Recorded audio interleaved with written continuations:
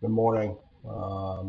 Starting a new series on people in the Bible who dealt with struggle, either in their own lives or just with things that were going on around them and how they dealt with them, and what can we learn from them um, in their struggle. So we're going to start in Genesis with Noah. Just some background on Noah and what's going on. Um, the world had consistently moved towards evil and doing wrong.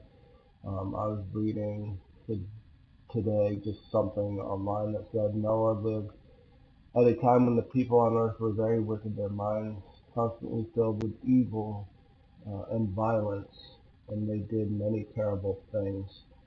Um, just a time where a lot of things that weren't pleasing to God were going on, but even beyond that, there were not Bible talks about there were not any people that were righteous in God's eyes except for Noah and his family. And just living in that time must have been tough for Noah, following God and doing God's will, while being surrounded with everybody that was doing evil and wicked.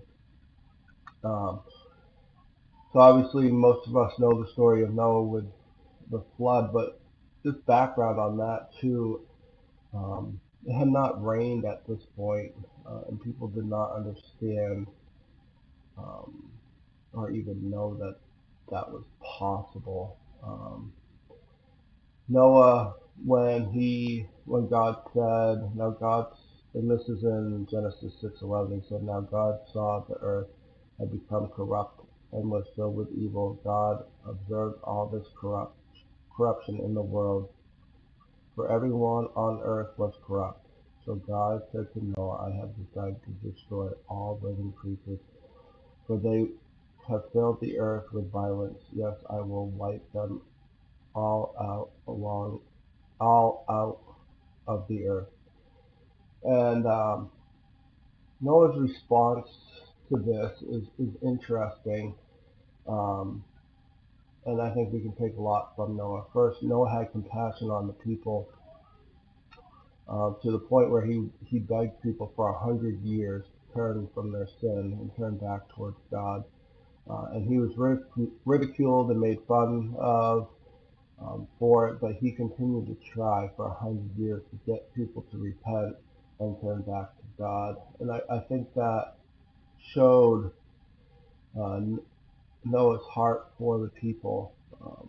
That even though in their corruption and their evil and their violence, he still tried to persuade them to turn back to God.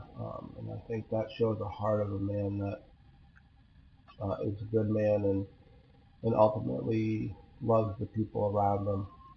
Secondly, Noah was faithful to God in doing what God asked him to do, even though it was hard to believe what God was asking him to do for many reasons. Again, it hadn't rained, so why build a boat? Um, he was older. Again, the Bible talks about he was 500 years old. Um, so he's an older man. I mean, for they lived a lot longer back then, but still, he was getting up there in age. He had three sons, um, and he was told to build this massive boat. Um, and with faith in his relationship with God and who God was, he did what God asked. And I think with Noah, just those two things are so important for us to have, even in trial, even in situations and struggles, that um, we have compassion on those people around us and try to steer them towards the, towards a relationship with God and whatever that might mean. Um, and even for us, as we deal with struggles, even now as we go through the COVID epidemic, that we're focused on God and that we're turned back to God and that we're looking to God for the answers.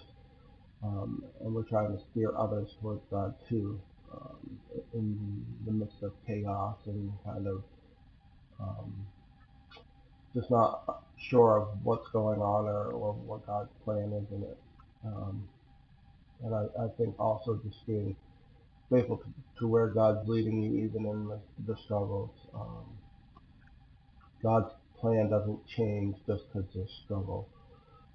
God's plan might be, the struggle might be part of God's plan. So that's my encouragement for you. Look, even in struggles, uh, try to lead others towards God. And just because there's struggles doesn't mean God still doesn't have the plan for you. So be listening to what God has and continue to move forward even in struggle.